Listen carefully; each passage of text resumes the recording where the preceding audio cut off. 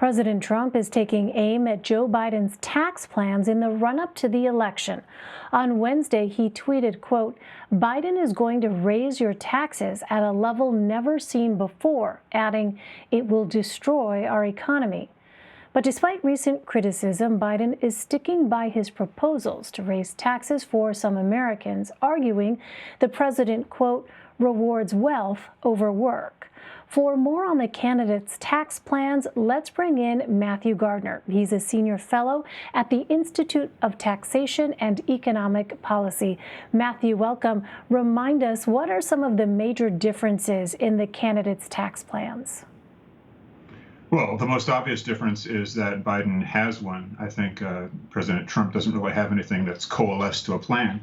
But the other big difference is that Biden has indicated clearly that he's ready to increase taxes on big corporations and on very wealthy Americans, whereas Trump has said, if anything, that he's just going to cut taxes more than he already has.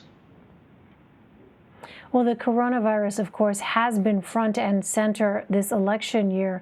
What kind of an impact are the pandemic and the plight of small business owners having on President Trump and Joe Biden's ideas when it comes to taxes?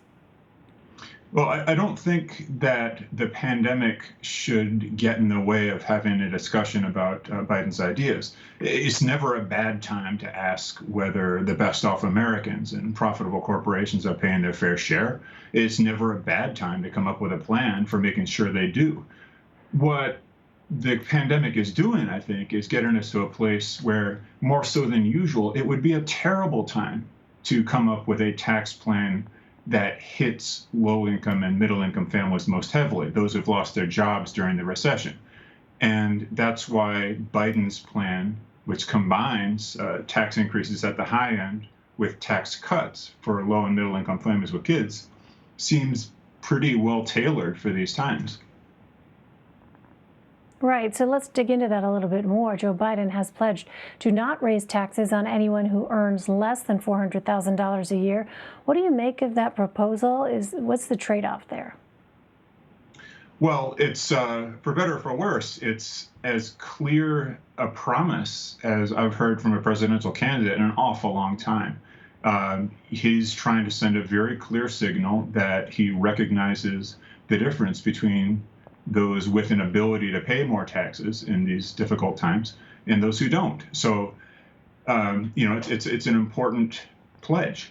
The downside, if you want to call it that, and I think you could, is that a lot of people would say that $400,000 is a pretty high threshold below which not to hike taxes. We found, for example, that if you put that line at $400,000, a total of 1.9% of the best off Americans would pay any more income taxes under Biden's plans. That's a pretty small share. You could still raise quite a bit of money from doing so, but it definitely limits the revenue raising options for a Biden administration going forward. Meantime, the Trump campaign says the president will cut taxes to boost take-home pay and keep jobs here in the U.S., but has not gone into specifics on how these proposals will be accomplished. Why do you think we don't have many details about his plan? Well, a couple of things. One is that he said he wants to cut middle-income tax rates.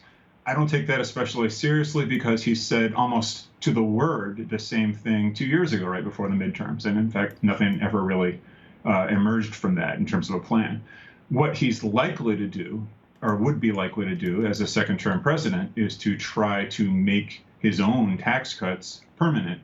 As you know, all of the individual tax cuts that were enacted in 2017 expire at the end of 2025. The corporate tax are permanent, but all the ones that directly benefit individual families will go away. So in order to cement his legacy, such as it is, I think he would want to push full extension of those tax cuts after 2025.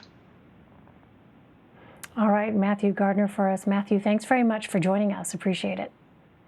Thanks for having me.